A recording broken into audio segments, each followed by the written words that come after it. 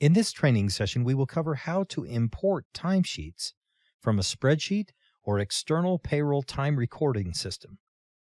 This feature is only available if you have purchased the optional Import-Export module. The system allows you to import from any program that generates a payroll interface text file. Timesheets are imported by selecting Timesheets from the Payroll menu and clicking the Import button at the bottom of the screen. In the list box on the left, we can enter one or more import sources. This is where you define the specifications of the text file that's been created externally, either by hand or by a third-party online timekeeping app. To create a new format, click the Add button.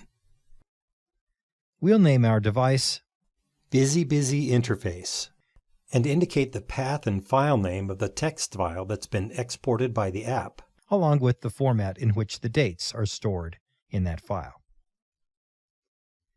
The decimal shift option refers to how dollar amounts and numbers of hours worked are stored in the exported file. Sometimes these numbers appear in the exported file without a decimal point. In other words, $27.52 is recorded as 2752, not 27.52. In this case, the decimal has shifted 2 places. Now we specify whether the records in the export file are in comma delimited, tab delimited, or fixed position format. Now we can indicate what the content of each field is. For purposes of this demonstration, I'll open the exported text file using Notepad so we can see what the data looks like. As we can see, the first field contains the employee ID. The second field contains the date the work was performed. The third field contains the number of regular hours worked, and the fourth field contains the number of overtime hours worked. The last 2 fields contain the job and cost code to which the time will be charged. Let's return to the accounting program and set up these fields. First, the employee ID.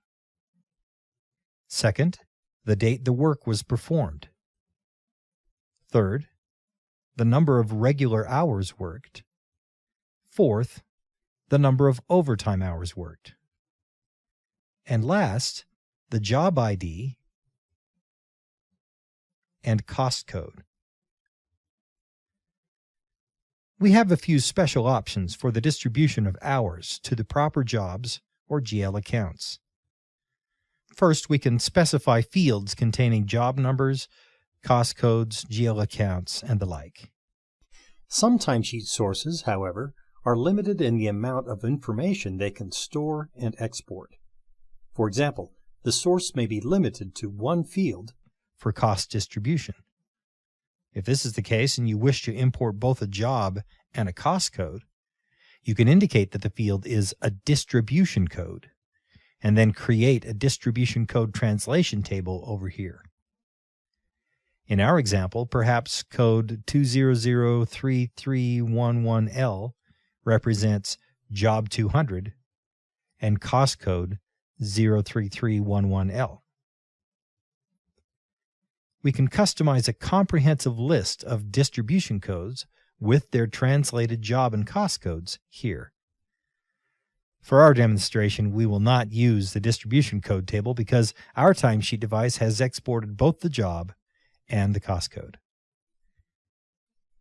Now we see all the fields in our sample export file represented in the box. We can save this format by clicking OK. At this point, we can use our newly created format to import timesheet information into our highlighted payroll batch. To do this, click the Preview button. The program reads our exported timesheet file and interprets it according to our setup. The results are displayed in the fields in this list. Visually inspect the items in the list box, and if you believe they're accurate, press the Import button. The system will now create timesheet records.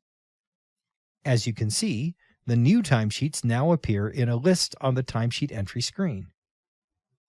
Now they can be proof-listed, edited, and posted like any other timesheet batch. This completes this training session on importing timesheets.